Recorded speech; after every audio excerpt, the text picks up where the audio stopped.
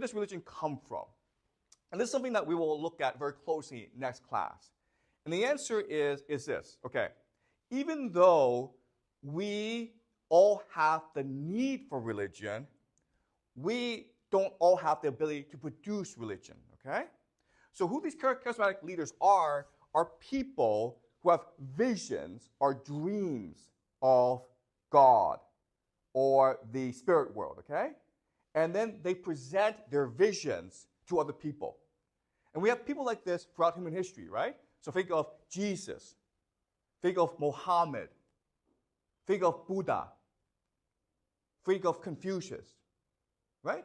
These are people who have these visions of God or of spirituality or of a new world and present to people. And because they're charismatic, they're able to attract followers and spread their religion. And that's what probably happened here as well. Because as you can see from this picture, it was very hard work to build this temple, okay? This is 11,000 years ago. They didn't have bulldozers. They didn't have shovels, okay? This is all by hand. So for them to want to dedicate their lives to building this temple, because it took a long, long time, right? It took years and years and hundreds of people. Well, you needed something called religious devotion, right? Faith. Does that make sense? Okay? And again, throughout human history, we've seen this, right? So think of Christians, think of Buddhists, think of Muslims, religious faith. So that's what built this. Okay? So does that answer your question? Yeah. Okay. Any more questions before I continue? Yeah? Temple built like this for a reason because there are lots of layers and like a maze. Okay. So that's a good question. Why is a temple structured like this? Okay? And the answer is that there's cosmological significance to the structure, meaning that on a certain time of the year, what will happen is that the sun will hit this place in a certain way. So it's almost like a clock. Does that make sense to you guys? They designed this in a way so they can tell time. But their intention was not to tell time. Their intention was to connect with the outer world. Right? Does that make sense to you guys? So they were extremely sophisticated. They knew a lot about the way the stars worked. Okay? So basically for them, this is science, okay? Today we say this is a religion, but their science back then is no different from our science today. Okay? Does that answer your question? Okay. And you had a question? Did the leaders, like the religious leaders, they just made up the vision, or they really have the vision? Okay. So if you talk to any religious people, they saw it, okay? They were there. They talked to God, right? So we're like, well, that doesn't make any sense, but they really believe it. And that's why they're able to convince their followers. Okay, so you go back so in the future, we will look at someone like Muhammad, who had religious visions in a cave. And you're like, did he really see an angel? Well, he thought he really did. Okay? And in fact, in our research, what we discovered is that people who use something called psychedelics, okay? Do you know what psychedelics are? Psychedelics are drugs. What these drugs do is they shift your neural system so that you see the world in a different way. When you do that, you're able to have different visions, okay? But we also know that if you go hungry for a long time, or if you meditate for a long time, you're able to see different things. So from their perspective, they actually saw this thing. Okay, even though we don't think it actually happened. Does that make sense? For them, it's true. But maybe for us, it's not so true. Okay? All right. Any more questions before I go on? All right. So these are great questions, and keep on asking them, okay? And these are hard questions that we will go over the next few classes on. So let me show you another picture. Okay? This is what is in the pillars at Göbekli Tepe. Now, what's really interesting about these pictures, okay, is that these are animals in the motion of hunting. So the fox, right? The way the fox hunts is the fox jumps up in the air and then goes down and attacks the prey. So this is in the motion of attack. Why would they do that? What's the point of having animals on these pillars? Why would they do that?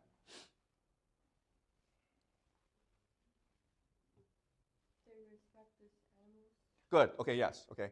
So what's really important to understand is that back then, and again, I'll explain to you over the next couple of weeks. Back then, we human beings did not see us as separate from the other world. Okay? Does that make sense? Animals, trees, humans, all equal. So, first of all, if you're going to kill these animals, you need to ask for their forgiveness. Otherwise, their spirit, their soul will haunt you. Okay? They'll take revenge on you. So, if you kill them, you must ask for their forgiveness. Okay? And the one way to do that is by paying tribute to them. Okay, that's number one. Number two is that we can learn from these animals, right? They're the best hunters in the world. So before we go on a hunting trip, we might have a ceremony to channel their energy and power and wisdom. Does that make sense? Okay? And the third thing is basically to appease them or to become their friends, right? Because we don't want to hunt foxes. We want to hunt gazelle. There's more meat in gazelle. They're easier to capture. But we want to be friends with the gazelle. We want to be friends with the lion, okay? We don't want to be enemies. So it's a sign of respect to the animals. So that was basically their religion. And coming together, the religious festival was about celebrating the relationship with these animals, as well as channeling their power, their energy, and their wisdom so that they could go hunt as well. Okay, does that make sense? Okay, so this is probably one of the earlier religions that we have. Is this clear to you guys so far? All right? All right, let's move on.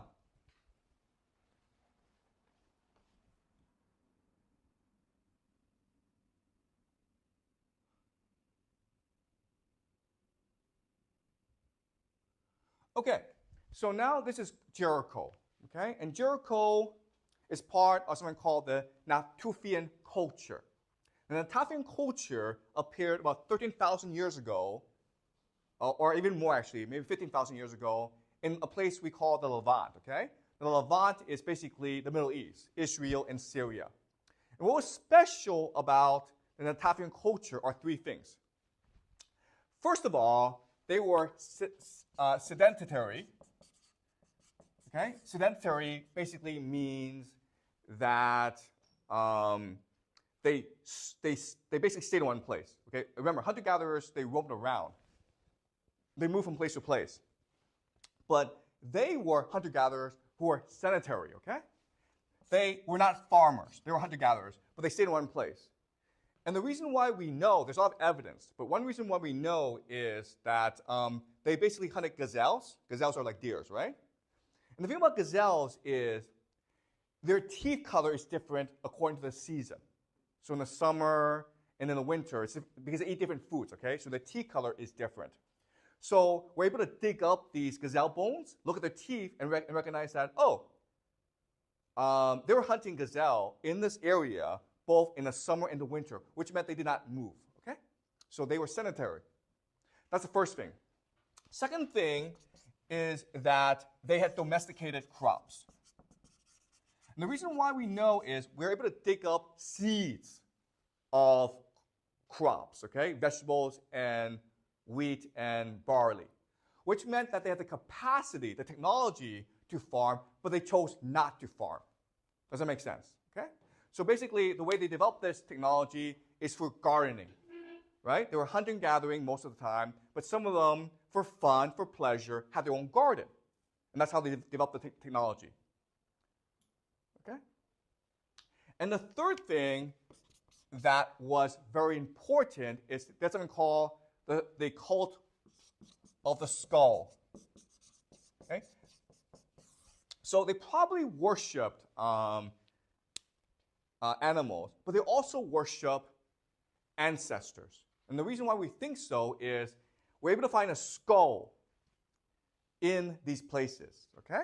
So they basically took someone's head, skull, and put clay on it to protect it. And they put it in their houses to worship it. Okay? So this is the beginning of ancestor worship. Okay? Does that make sense to you guys? So I want to show you this, and it's called the Tower of Jericho. When we first discovered this, we thought, oh, this must be a evidence that Jericho went to war, okay? Because it had walls and then a tower, right? The walls are to protect you from your enemies. The tower is to see your enemies coming. But then they did more research and realized that, oh, no. This tower is a religious monument. It is the same as Göbekli Tepe, where it is cosmological, meaning that at the longest day of the year, the mountain over here will cast a shadow over the tower. And the tower will cast a shadow over the entire village, covering it all up in darkness. Okay? Does that make sense, you guys? Why would they want to do that? What does that do for you? To have the entire village covered up in darkness? Any guesses? Why would they do that?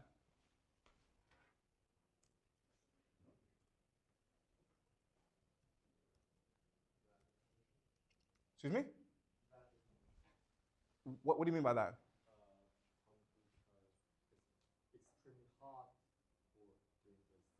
I know, but if that were the case, you just move, right? So what's really important is that this is like right after the last ice age, okay? So it's actually pretty cold, okay? They did this for religious reasons, right? Because when you cover your village in darkness, you feel as though you are in connection with the sky. Does that make sense? So they must have a religious belief in which part of the worship is to cover the village in darkness. So why you cover the village in darkness makes you feel connected with the sky? That's a good question, okay? So space is dark, right? Do you understand? So when you're dark, you think that I'm bringing space to our village. So I'm collapsing the distance between space and my village, right? But if you make your village bright, you feel connected to the sun. I understand that, but your village is bright anyway. And if you're able to make your village dark, that's magic, right? Oh, that's special. Do you understand? Okay? So they designed a tower in a certain way so that it would cover the village in darkness. And they could see that as magic. And that's evidence that your religion is correct. Does that make sense? Right? Because otherwise, how do you know your religion is correct? Only by performing magic can you show that this charismatic leader, okay, who came up with this idea, speaks to God. Okay? Does that make sense? Okay, so let's look at certain pictures of skulls, okay? Because this was actually very common back then.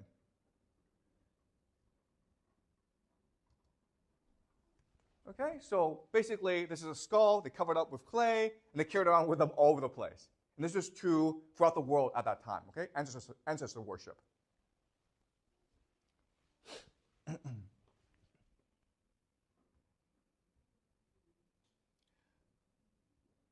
Okay, so this is another picture of the skull, okay? Let me ask you why they would do that. Their ancestor is dead. Why would they do that? Why would they have the skull around?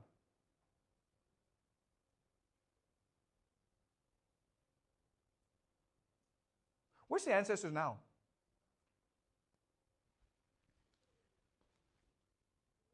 Where's the dead person? The spirit world, right? Someplace in another world. And therefore, having a skull around allows you to communicate with that world and learn its secrets. You understand? And some of the secrets may be like how to construct the tower in a way that you're able to cast a shadow over the village. Okay? So that's their method of scientific discovery.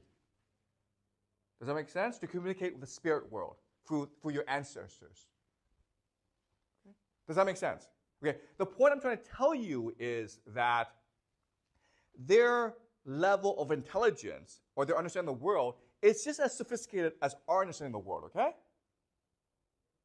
You understand? We think that when we go to science class, we're learning facts and knowledge. But guess what? Maybe 1,000 years from now, people will look at our science, like the physics, and be like, oh, that was a religion too. Okay, does that make sense?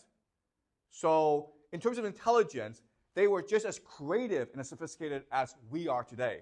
But they just had a different set of beliefs. Okay? All right, so the last place I want to look at is Katahoyuk. Okay? So Katahoyuk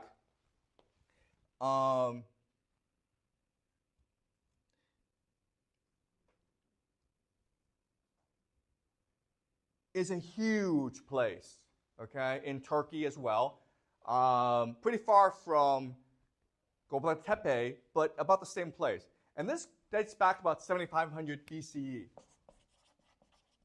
And as you can see, it's a huge village. And we think that at its height, okay, maybe this was around for about 2,000 years, but at its height of development, of civilization, it had about 8,000 people. That's a lot of people, guys, okay? And the thing about Katahoyuk that stands out is, first of all, it's huge, okay? Second of all, they didn't have a place of worship or government, okay? Meaning that all the houses were the same. It was a very egalitarian society. Everyone was the same. And what's even more interesting is that if you go to every house, there's a site. The living room is basically a temple unto itself. It was a place of worship and religion, okay? Meaning that the first, like Katahoyuk, is a place where religion permeated or was in every place they were, okay? So we think that Katahoyuk is one of the first religious communities. Remember that before, religious sites were places you went to maybe once in your lifetime or maybe once a year, okay? But it wasn't part of your everyday life. Whereas in Katahoyuk, religion was in your life from birth to death. Okay? Does that make sense? And the thing about Katahoyuk that's very interesting is, at this point, their religion is extremely sophisticated, meaning that they can explain everything using their religion. Okay? So their everyday life and their religion was completely aligned together. So let me show you some evidence of this.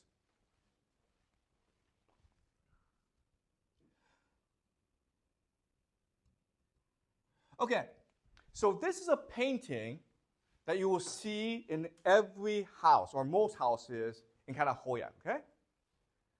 All right? So you're like, what is going on here?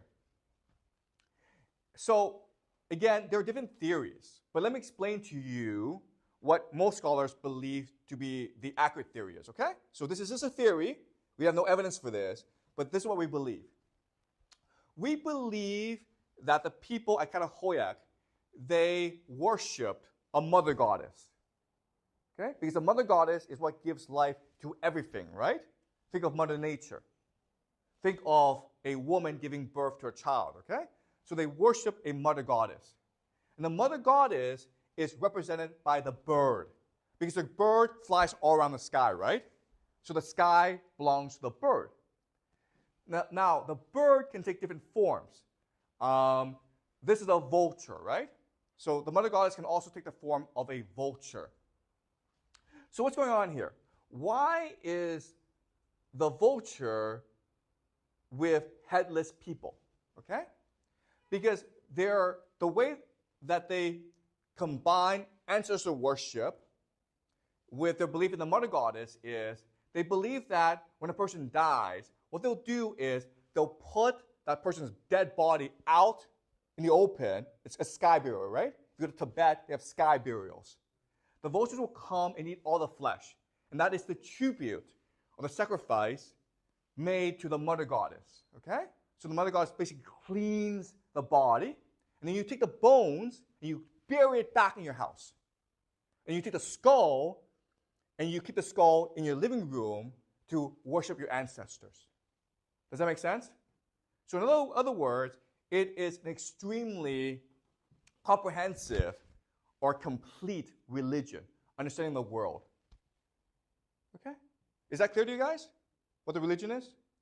Any questions so far? Again, by the way, guys, a theory, okay? But right now, the most useful theory that we have about this place. Any questions before I move on? Okay.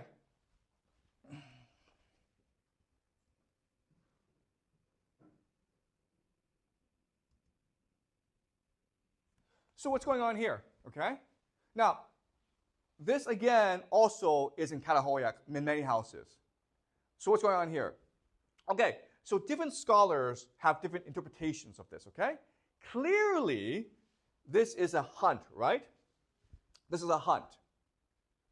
And some people believe that these human beings who are, part of the Catahoyuk people, they are mocking or taunting or laughing at the animals as a way to subdue them, to tame them, okay? To domesticate them. That's one theory. But another theory is that what they're really doing is dancing because they are worshiping or paying tribute to these animals they're about to kill. Or they're trying, so this goes back to Göbekli Tepe, right? Where they're trying to respect the animals, right? Dance with you, we're friends. I'm sorry I have to kill you, but hey, we're only taking your meat. Your soul, right, is still going to be reborn. Or it's going to go to the spirit world, okay? So this is a way of paying tribute or respecting the animals they're about to kill or about to hunt, to maintain the harmony of nature and their relationship with nature. Does that make sense, guys? Okay? Again, what's really important is that this is a pretty complete religion, right? That explains everything to these people. And that's why it's so attractive to people, right? If you're a human being, you want to know why, well, Catahoyuk, the religion there, explains why. Okay? Does that make sense so far? Any questions? Okay.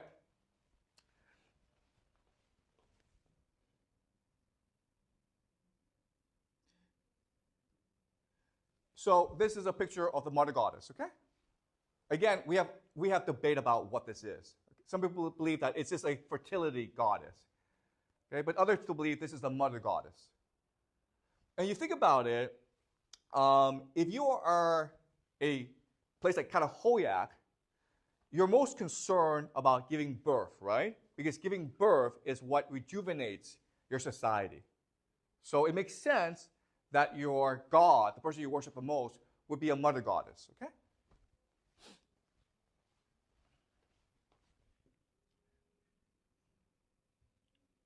Okay. This is clearly a bowl. And if you see pictures of Catahoyuk, you will see that they have many, many depictions or pictures of bowl in their house, okay? And what we believe, again, this is a theory, okay? What we believe is that if the mother goddess represents life, okay, giving life, the bowl represents vitality, energy. And so it's the bowl that gives the mother goddess the energy to give birth, right? Does that make sense?